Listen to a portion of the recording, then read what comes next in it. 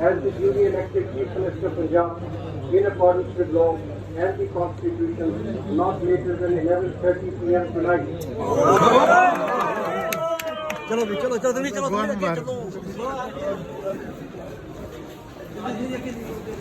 फाजो sir फैसले का खैर मकदम करते हैं, फैसले का खैर मकदम करते हैं।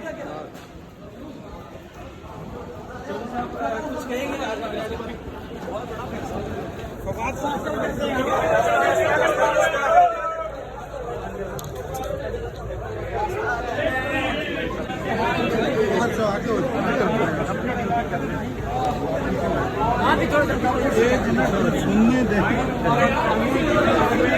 बैठ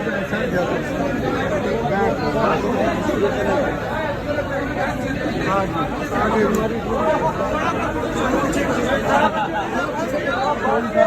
कौन है।